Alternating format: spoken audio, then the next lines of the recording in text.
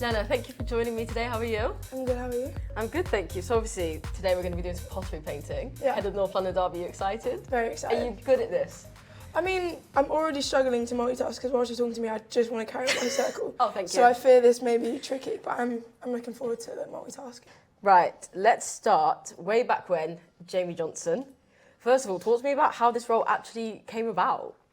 It was really rogue. Like, I was playing for my Saturday League team at the time, and then one of the producers for the company, he was just watching his niece play, like against me, and then they were looking for a mixed race girl that played football, and then they reached out to my club, who then reached out to my mum, and they were like, look, we've got this TV show that's based off of books, which I had actually got the books weirdly, like the Christmas before. No way. The timing was very weird. And they asked me to go to an audition, and I originally said no. I just don't really think it was for me, but then it is a very once-in-a-lifetime thing, and that's what my mum said. She was like, you might as well go. Like, me getting cocky, I didn't even do the audition. I'm like, oh, but what if I get it, you know? Like, and then I went, and then I did get it. So it was all very rogue, but turned out, like, very, very cool. But I smashed a light in my audition because my character, Jack, she was a goalkeeper. So they were trying to see if I could like drop kick the ball and stuff, and I just absolutely wellied it into the ceiling and smashed the light. So I did not think I was going to get a call back, but I guess it was memorable enough. Yeah, I was about to say, it shows your personality. Exactly, and then, yeah, got the role, and about 2-3 months later, we started filming. Saturday and Sunday League when you're filming like a full-time job is insane. Yeah, I was playing for the boys team and the girls team for my club. And then obviously off the back of the show, talk to me about like how did you actually join the Spurs Academy? There's no academy pathway at my grassroots club, like I'm enjoying it. But then I was also like, I know if I want to take the next step in my career and become a professional footballer, like those things need to happen. So I went to a trial at Spurs, enjoyed it, pretty sure I scored a hat-trick, which probably helped. Of course. And then, yeah, joined the under-16s, and then we won a trophy that year. Can't remember what the exact trophy was, but I think I got a hat-trick in the final as well, actually. Oh, now I'm thinking back. Boring. And then I was lucky enough to like sign with the under-21s, which was then academy football, playing against Arsenal, Chelsea, City. Like it was a big jump from grassroots to academy football, but again, like I just loved it. Like I loved the competition. I loved like fighting for something, playing for something. And then I spent about a season and a half in the 21s before I started training up with the seniors at Spurs. And then got lucky enough to sign my professional contract at 18 at Spurs. And here we are, 3 years on. So then you've established yourself in the 21s and then you go to Ipswich. Yeah. I know you talk of your time at Ipswich very, very fondly. Look at the smile on your face. Could you talk to me a little bit about that loan period and how big you think that was for you as a player and then signing a pro? I was buzzing. Like, of course, I was originally worried again because it's a new environment, new people. I think it was huge for my development. I think it got me used to the physicality of like senior women's football. I think it got me way more aware that like tactics are huge in a game. I think in academy football you could, or I personally could get away with like just being fast and that was enough. Yeah. But you figure out that there's other people that are just as fast and they'll just keep up with you, and you've got to find a way to get around these things and have more tools in your box. Yeah. So obviously all these things are happening in your professional life and football's going really well, but something that people might not know about you is that actually you'd been diagnosed with Tourette syndrome not too far before that. Could you talk to me a bit about that diagnosis process, but also how you think, you know, adapting football and adapting your life to this diagnosis? Tourette's, as much as it is common, like it's still very, I suppose, abnormal to a lot of people. Very stigmatised as well. Yeah, like, I don't know, like I think it's very easy for people to be ignorant and not in a bad way at all, just unaware and like find it funny or think it's like enjoyable. And like I've heard people like say to me before, like, oh, I wish I had Tourette's, and I find it a really like, yeah, I personally find it a really odd comment because I'm lucky that my Tourette's is quite mild, but I know that there's people with severe Tourette's and how crippling it can be on their day-to-day life, job life, relationships, everything. But everyone that I've ever encountered has always been very positive, and it goes through phases. Like mine are very much like it's emotions based, and another trigger for me is coldness. Like when I'm cold. Really? So sometimes when I'm like sat on the bench, or if I like cool off a bit, like I'm my tics are quite bad on the bench. So Oh. like the referees have been made aware, and the Spurs girls and the Spurs staff are always so lovely and give me blankets and like wrap me in nice and coats. warm. Yeah, no, like everyone's always so supportive of me. Or if I'm like, sometimes like I'll shout words in meetings and everyone's really respectful and they don't make me feel bad about it ever. And it is like frustrating is probably the best word to describe it, because I don't want to be shouting inappropriate things. I don't want to be making noises. I don't want to be like throwing my arms out. Like some of my tics are like motor tics, and I like kick out my arms, or like I'll throw like punches and stuff like that, which is obviously like no one wants to be doing that. But I'm surrounded by people that are very considerate of that and considerate of the fact that like I don't like it either. Yeah. So everyone's always been lovely, but it took a while to get a diagnosis, because with Tourette's, in order for it to be diagnosed officially as Tourette's, you need both vocal and motor tics. And for a while, I just had vocal tics, like grunts and I have a noise that sounds like a hiccup. And then we went into lockdown, and then it progressed, and I then had like motor tics as well as vocal tics. And it goes through phases where it is quite invasive and it is bad and it's very frustrating. But there are some times where it's very calming. Like when I play football, it never happens. Like I could be playing, and as soon as we stop for a throw on or a free kick, then I might tic. But when I'm like so focused, and I think that's also why I do love football so much, because it is very much you could say like an escape for me, because it's one of the few places I don't have like quite continuous tics.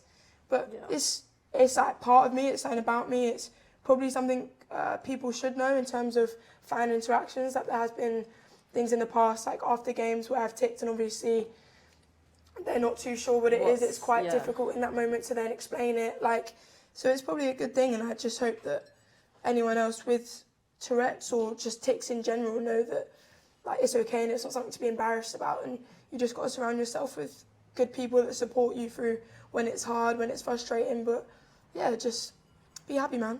I'm a happy girl. You are a happy girl. How important do you think that is, and how amazing has that made you feel that people are actually, rather than shying away from these conversations, learning to try and support you the best that they can? I'm more than happy to answer questions. Like if people have questions, like the other day we was on the coach at Spurs, and the girls were just asking me like, how does it feel? Like, when does it happen more frequently? Like everyone around me wants to learn more about it, so they can learn more about me and how to support me.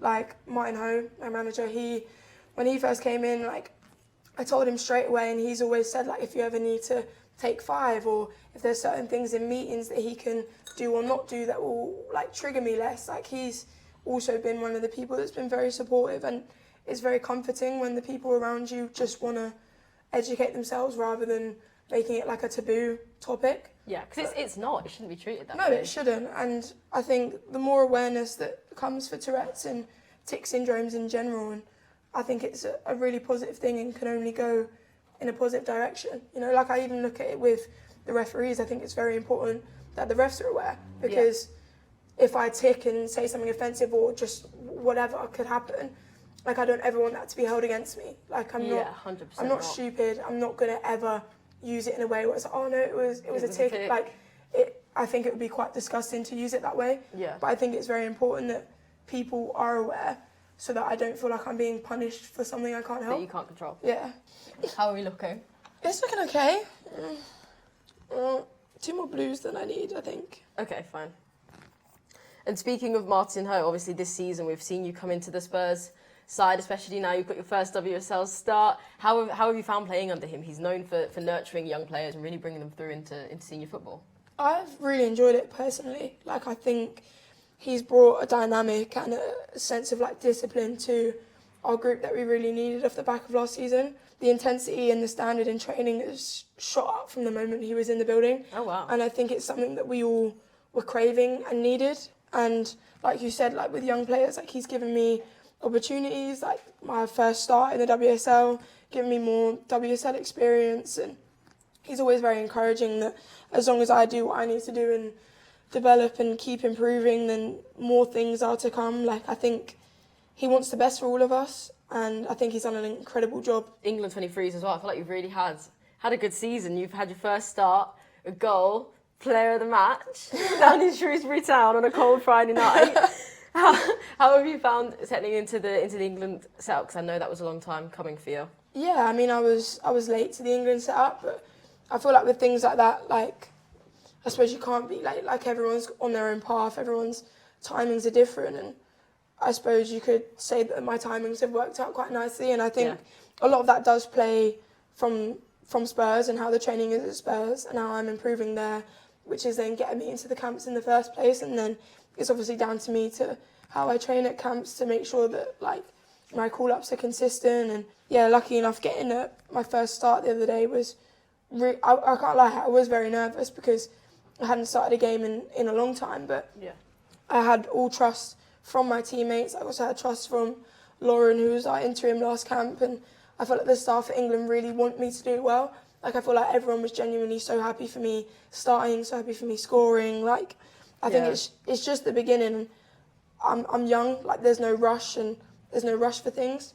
But as long as I keep doing what I'm doing and remember to like stay humble and stay on my path and know that there's still so much more for me to do and so much further to go, then who knows what could happen. At every Spurs England 23s game, there's always signs for you in the crowd. How do you find that? Do you feel like it adds maybe a level of, I guess, almost pressure to your game because you know for a young player you have a lot of eyes on you?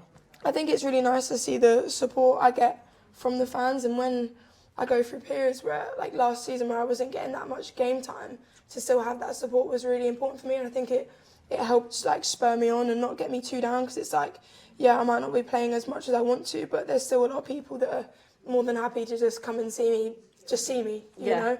I did want to talk to you about the diversity at Spurs. How big do you think it is to see so many different cultures? I love the fact that we've got such a diverse team. Like you learn so many different things. Like some of the Scandies were telling me that some of them celebrate Christmas on like the 24th. Like little things like that. It's very interesting. And Toko and Mike are telling us that their Christmas dinner's like fried chicken. I think that is so cool. You learn so much about one another. It's very special, and I love it. Like you learn so much, and aside from the football, like I don't know, I think it's so fun like being friends with people from all over the globe. Time is up, Lenna. Let's see what you've got. Can you touch it? I can, but you know. Oh, careful, yeah. Wow. Whoa. I think the best part is the LGW 18. Yeah. And we're just going to forget the other bits. No, I feel like we have to... You did a horrible job. I believe in you. It's not that bad. It's horror. But I don't know what I was thinking with the colours. And just like... For context, this was the inspiration for Lenna. No, you'll bang out for sure with that. It wasn't flat like the one in the picture, so I struggled a bit. That's true. What do you think of mine? Yours is lovely. I'm actually... Oh, I've just touched the underneath. Yeah, it's okay. I'm actually quite impressed with it. I thought it'd be a lot worse. I think you smashed it. It's very pretty. It's cute. Thanks.